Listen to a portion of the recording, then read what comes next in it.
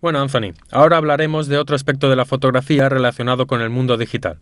Me refiero a la fotografía panorámica y de los entornos interactivos virtuales a 360 grados. ¿Ves? A menudo cuando intentamos fotografiar un paisaje, nos damos cuenta de que en el ángulo de campo de nuestra máquina no basta para incluir en el encuadre todo lo que quisiéramos. Es verdad, esto me ha pasado varias veces. En estos casos puede resultar útil hacer una fotografía panorámica. Para hacerlo, antes de la llegada del digital, se necesitaban aparatos específicos destinados a este tipo de fotografía exclusivamente. Existen desde los orígenes de la fotografía. Algunos de estos aparatos tenían el objetivo giratorio, que permitía imprimir sobre la película en momentos distintos todo el paisaje que se encontraba delante del fotógrafo. Otros, sin embargo, giraban completamente el cuerpo de la máquina fotográfica durante el disparo, y al mismo tiempo pasaban la película por el dorso para imprimir todo el paisaje. Algunos de estos aparatos llegaban incluso a encuadrar completamente los 360 grados. Ahora, en digital, todo esto se simplifica, ya que podemos disparar con nuestra máquina fotográfica reflex normalísima, efectuando una serie de disparos simplemente girando la máquina sobre el eje vertical. De esta manera, obtenemos una serie de disparos que luego, juntando las imágenes, de la misma forma que luego verás con Ricardo en la fase de postproducción, podemos obtener imágenes panorámicas que nos permiten aumentar notablemente el ángulo de campo de nuestra óptica. ¿Y cómo funciona? Mira, como te decía, se trata de efectuar una serie de disparos girando la máquina solamente sobre el eje vertical. Esto nos permite obtener la panorámica denominada cilíndrica, ya que nosotros realizamos disparos desplazando la máquina cada vez un ángulo exacto, para que en las dos imágenes haya siempre una parte que se superponga con la imagen siguiente.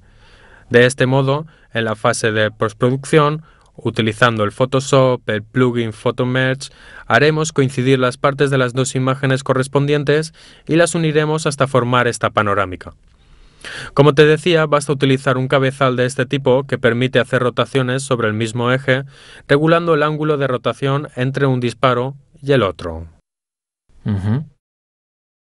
Asimismo, también es importante que ofrezca la posibilidad de desplazar la máquina hacia adelante y hacia atrás, y sobre los tres ejes, para poder colocar el punto nodal de la óptica en el centro de rotación del cabezal del trípode, ya que si girásemos la máquina simplemente sobre el centro del cuerpo, obtendríamos imágenes que parecería que hubiesen sido tomadas desde puntos de vista distintos, y esto nos traería complicaciones en el momento de unirlos, ya que tendrían una perspectiva diferente. El punto nodal es el punto de la óptica donde virtualmente se encuentran los rayos luminosos antes de formar la imagen en el centro del aparato. Para eso, ves, están estos deslizadores que permiten centrarlo primero en el eje vertical, para poder desplazarlos a derecha y izquierda. Necesitamos centrar siempre este punto nodal desplazando hacia adelante o hacia atrás todo el cuerpo de la máquina, hasta llegar a hacer caer el punto nodal sobre el eje de rotación del trípode. Para obtener una panorámica cilíndrica, basta con ajustar estos dos movimientos, el lateral y el de hacia adelante y atrás, permitiéndonos efectuar estos disparos que luego, juntos, formarán este cilindro, que es el que precisamente da el nombre a este tipo de imágenes.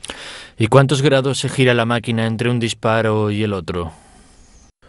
Esto depende del ángulo de campo de la óptica que estemos utilizando. Por ejemplo, en este caso que utilizamos una distancia focal de 12 milímetros, para hacer que las dos imágenes se superpongan un 30%, que es la cantidad que requiere el plugin para que funcione correctamente. ¿Tanto? ¿El 30%? Sí, el 30% por un lado y el 30% por el otro. Así de cada disparo, la parte buena que se utiliza es el 40% que está en el centro. Las otras dos se superponen con las imágenes de al lado, a derecha y a izquierda.